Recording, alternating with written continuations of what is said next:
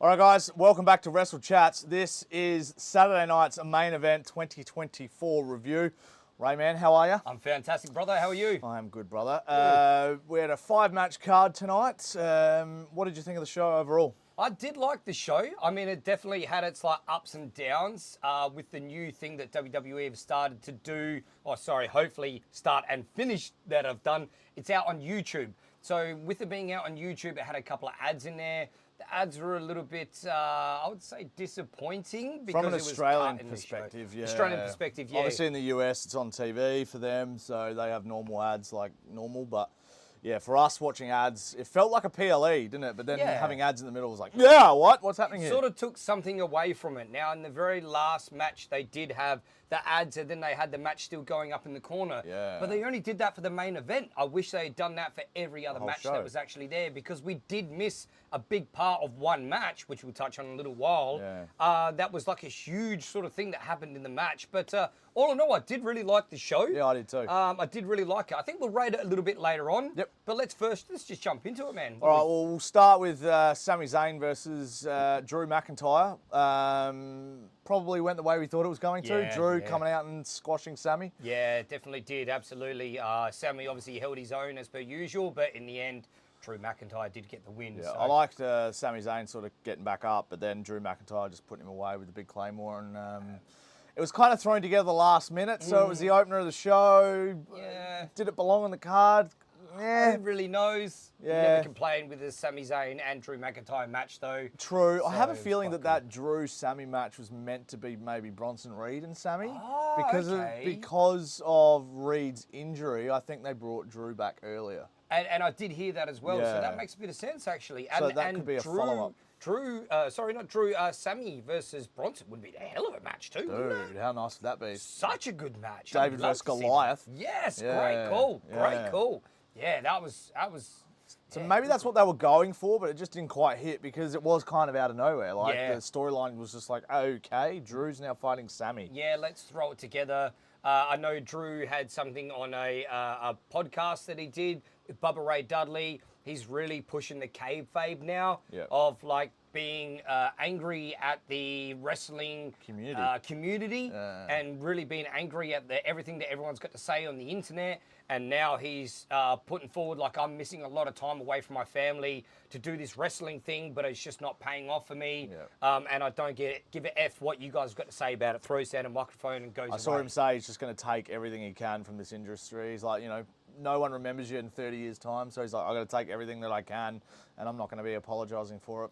And the heel that Drew McIntyre can be, I am fantastic. looking forward to how he's going to play that out. So. I still think he's the MVP of the year for me. Oh, okay. Yeah, I know we spoke about MVPs earlier today, but I honestly think Drew is probably a lot of people's MVP just because he held up the whole CM Punk feud on his own. Yes. Won the Money in the Bank, cashed in, failed, but also won the world title at Mania.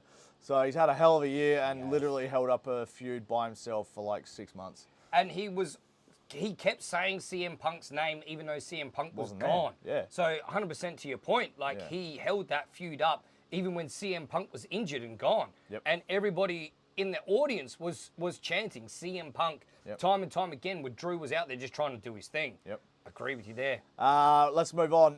We'll go to, I think it was it was Liv versus Io Sky next for the women's world title. Yeah. Brutal knee to the face for Liv. Broken nose right before the end of the match. Yeah.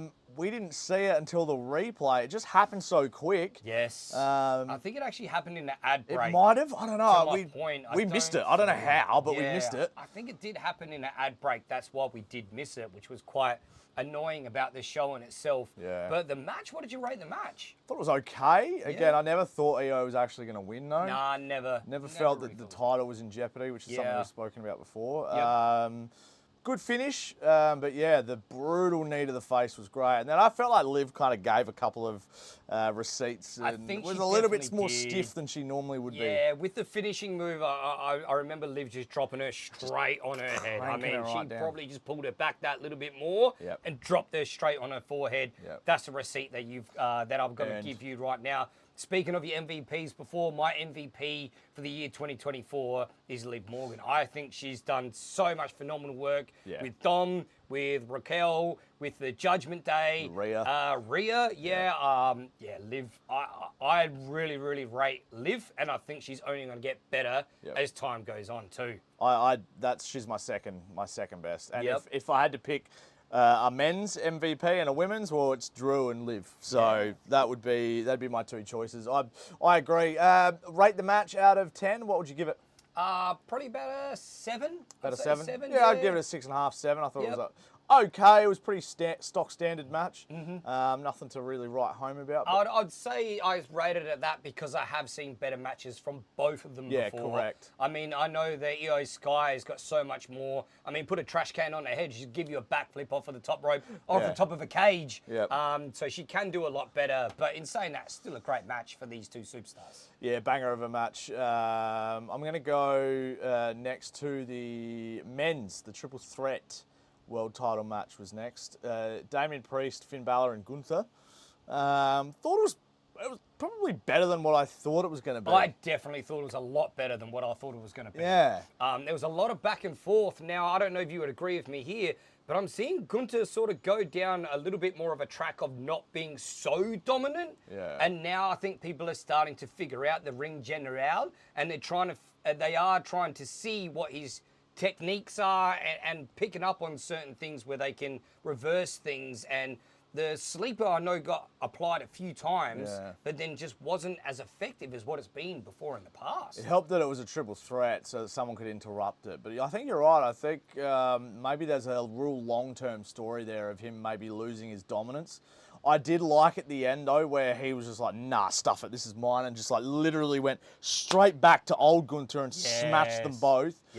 Power bombing Damien on the steps on the outside, and then just this brutal front face drop kick to Balor, and then the quick powerbomb pin. It was good. I thought Finn performed really well. He always does, man. Finn's such a pro. Always does. You put him in those matches, and you know what you're going to get from him. He's going to throw himself around. He's going to be the foil.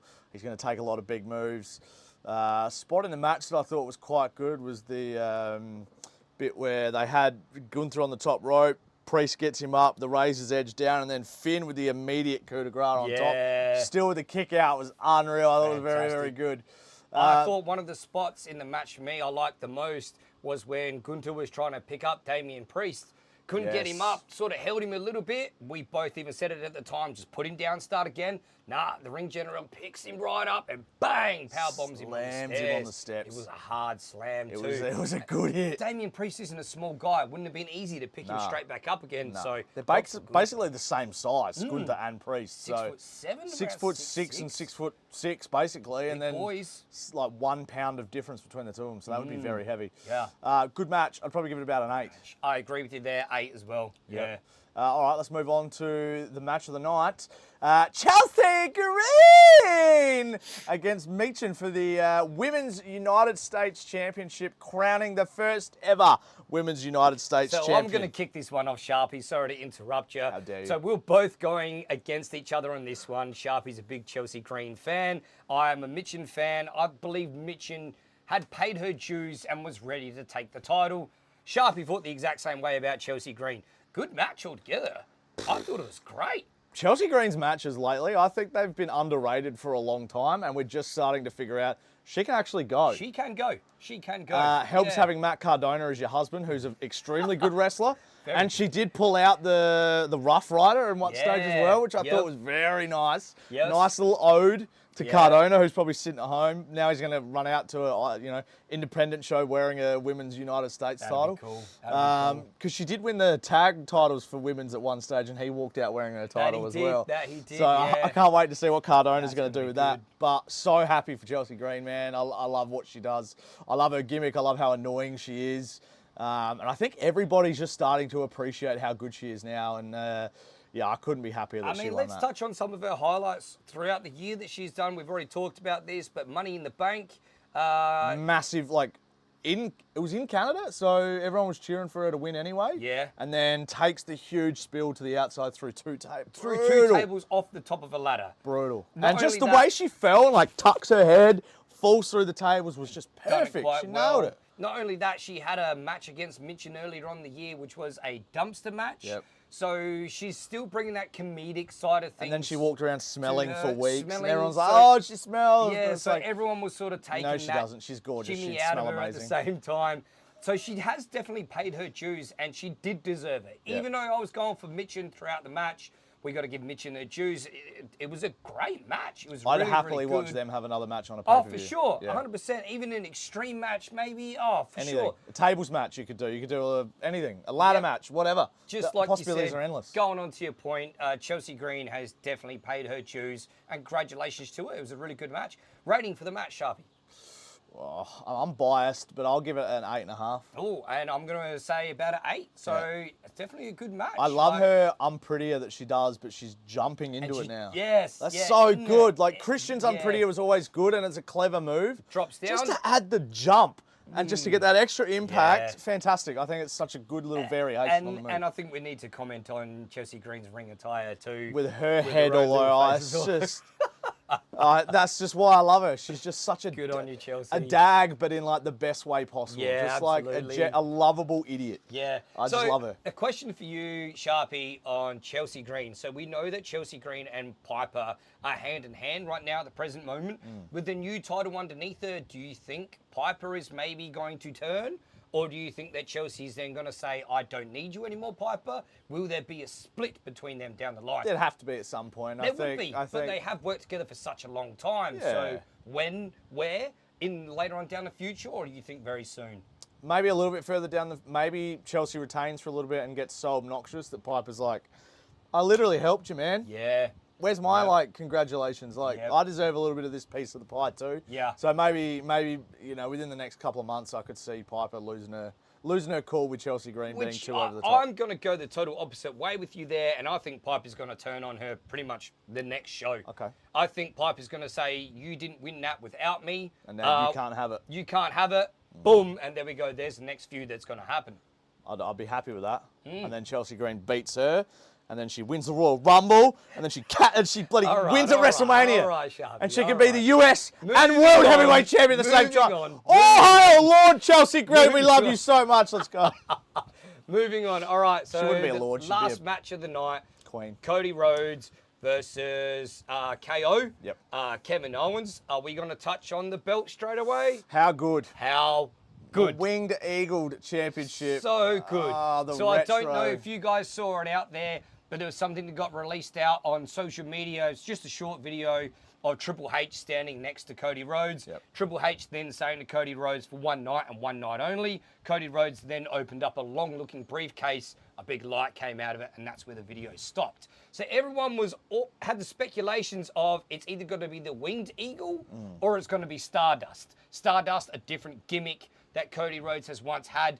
I didn't really understand why people were saying Stardust because it didn't make any That sense. character is gone. It was obviously the winged belt. So Yep. Cody's come out with his attire. It was covered over. Then when he went down to do the whoa, there Belt it was, popped out. shone all of its glory. And Beautiful. I think they have definitely revamped it and made it a little bit more WWE this era than what it was back then. And I don't know about you, Sharpie, but I loved it. It looked great. I absolutely loved it. I thought it was the best. I mean, I hope they bring it out once a year. I thought it was Maybe fantastic. they will. Maybe they'll do that. Every now and then they'll let someone bring out a retro championship. If they let Gunther bring out this World Heavyweight Championship, Oh, wow. how good would that be, dude? I'd be Great so call. excited to see that. Great call. And we know Triple H loves these title belts. So yeah, And, anything. I mean, he won one himself. Why wouldn't how he? many times did he win this world title in 2003, There 4, you 5? The big gold. The big gold. It's Fantastic. So let's move on to the match. Going on and on about title belts. Let's move on to the match.